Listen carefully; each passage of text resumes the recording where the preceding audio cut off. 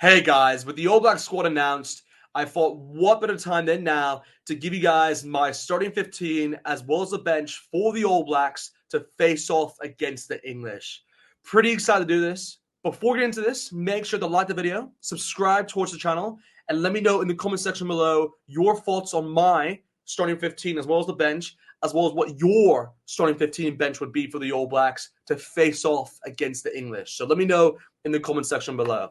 So yeah, let's just dive into this. So with the front row that I've selected, I've gone with the likes of Ethan Groot at number 1, Cody Taylor at number 2, and Tyrell Lomax at number 3. So yeah, I like to think that's a pretty decent front row there. Again, this is the same front row that we did see start in that World Cup final against the Springboks. So they'll be pretty used to playing with each other. And again, they were pretty good. You have to admit, they were pretty good throughout that Rugby World Cup. Again, they were pretty formidable, to be fair to them.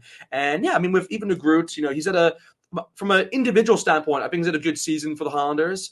But as a team, I can understand maybe there's an argument that you may think of like Offerton of Fossey to put in his place, or even like I don't know, you could put Tamati Williams there if you wanted to. But I think even the group deserves to stay in that position. So for that case, that's the reason why I've gone with him.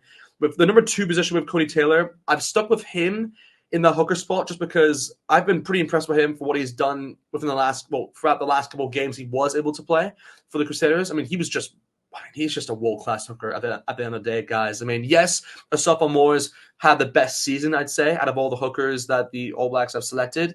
But I like to think that Cody Taylor is just a world-class hooker on his day. And for that reason alone, he starts in terms of that front row. And then, yeah, of course, with Tyrell Lomax, I think he just offers that scrimmaging that I don't think any other player can offer. I guess you could say Tamati Williams because he is pretty good from that front, Semitosi, but I just think Tyrell Lomax has that experience over them too, and he's come clutch for the All Blacks in big moments. So for that reason alone, I've gone with Tyrell Lomax there. In terms of locks I've selected here, guys, I've gone the likes of Scott Barrett at the number 4 position, as well as Patch Tupeloto at the number 5. Again, Scott Barrett, without a doubt, was going to get selected.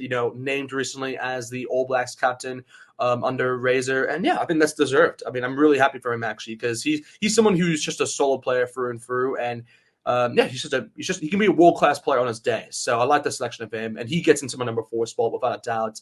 In terms of the other one, this is where it's kind of a bit of a debate because you can put Tupavai there if you wanted to, because you can make the argument he's had a better season than Patrick Piloto just because he's been playing consistently throughout the year. Like he hasn't had any injuries to kind of put him down a bit. Whereas with Tupiloto, of course, he kind of came back into the season, like let's say early on within the season because of an injury. And then of course he picked up that injury later on in the season that almost prevented him from not playing that final, but luckily he did. So it's one of those where you can make the argument for both players, but I just think Patrick Tupiloto gives you that experience, and he was part of that Blues team that won. You got to kind of, that counts for something, I believe. So for that reason alone, I've gone with Patrick Tupiloto. So yeah, in terms of the loose forwards I've selected here, I've gone the likes of Samipini Final at the number 6 position, Dalton Papali at the number 7, and then Artis Sevilla at the number 8. So yeah, there's a lot of big calls here. I mean, with the number 6, I think this is probably the easiest one just because they haven't selected a lot of like kind of certified 6s. I mean, it's really Sami Final and even Blackadder, you could say, as the 2 6 options. You can also include Luke Jacobson in that conversation. And if you wanted to, you can also include Papali because he has played there in the past. But I think out of all the options, Sami Final is just like the sure thing just because he's had an excellent season for the Chiefs. And yeah, we kind of need to build a new player in that position, really. I think that's a position that the All Blacks need to target. I think Sami Final is like the best player in that position. So that's the reason why I've selected him. In terms of the 7, this is where it gets fascinating because there's a lot of players I could have selected here. I mean, I could have gone with Sevilla if I wanted to in this case. I could have gone with Luke Jacobson, who I've already mentioned. Ethan Blackadder is another one. I mean, there's a lot of players who could have played in this position, but I've gone with Dalton Papali just because I think he's been excellent for the Blues this year. And again, whenever he's played for the All Blacks, he hasn't been able to kind of have that starting opportunity. But now with Sam Cane not in the squad now, because again, he was the previous captain, it's now opened a spot there for the number 7 shirt. And I believe that that number 7 jersey is for Dalton Papali. I think he's earned it through and through. He's been very consistent and has had excellent seasons for the Blues, and he's been pretty good, I'd say, from an international perspective as well. Like he's taken his chances, so I think he deserves the number 7 spot, and that's the reason why I've started it. And yeah, in terms of number 8, this is where I've gone with Artis Sevilla. He's like the sure thing without a doubt. I mean, I could have. I mean, you can consider Wallace a TT if you want to, but I just don't think he'll get a lot of minutes in terms of this English year. So for that alone, you got to go with Artis Sevilla. He's World Player of the Year. I mean, like what more do I have to say? So he definitely gets in terms of that number 8 spot. But yeah, in terms of the back line, I've gone the likes of for the 9-10 combination. I've gone the likes of Finlay Christie and Damien McKenzie. So this may raise a few eyebrows, not from McKenzie because he's the sure thing in terms of the 10, without a doubt. I think everyone will select McKenzie as the 10. He deserves it for and for. He's kind of had the kind of weight on the sidelines because of Mwanga being in that spot, Bowden Barrett in the past, even like Dan Carter if you want to go all the way back. But yeah, I think McKenzie deserves to get the number 10 spot. He's an excellent season for the Chiefs, and without a doubt, just he's the sure thing. So he gets the 10 jersey. It's really more about the 9, which is where there's a lot of debate because I think all 3 players actually have a good shot at starting. I don't think there's actually one like guaranteed one off the bat. I think a lot of people may say Teach Bernard because he's the most experienced out of the bunch, but you also have to remember that I think TJ is probably like the best impact player, and that's what he's been kind of made to be in the All Black squad for a period of time because of Aaron Smith in that position. So it's one of those where yes, I mean I could have gone with TJ Bernard to start, but I just feel like you also have to consider the team you're facing, and when you're facing a team like England, you're going to be put under pressure in terms of that high ball, and a player who's really good in terms of the box kicks, and he's definitely the best player in terms of box kicks without a doubt from an accuracy standpoint. It is Finlay Christie. That's like what he's known for actually, and that's something which the All Blacks coaching staff will consider in terms of his box kicking because it's going to be used a lot, I think, within the game if you're going to go against the English. I mean, if it wasn't against the English, I think I would just go ahead and choose Teach Bernard because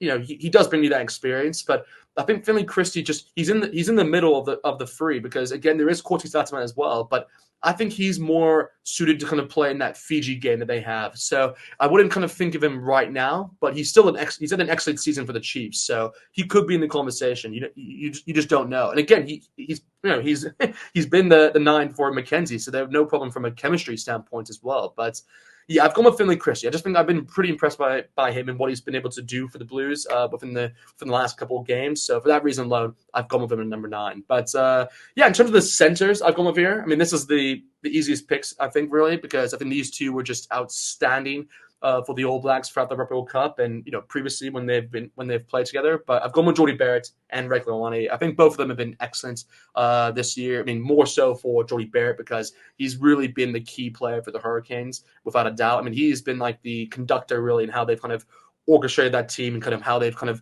got past and kind of beating defenders and just kind of broke teams down. So he's definitely the player that fits into that 12 spots. I mean, yes, you can make the argument that Antonio Brown is probably the cover for him, and he's actually had a very good season for the Chiefs as well, probably his best season actually. But I think Jordie Barrett is a sure thing, so you're going to pick Jordie Barrett there, number 12. The 13 is where it's more debatable because yes, Reiko hasn't had the form of what Billy Proctor has throughout this year because Billy Proctor deserves selection in terms of the All Blacks, but does he start in this game? I mean, it's a big call because I just don't know.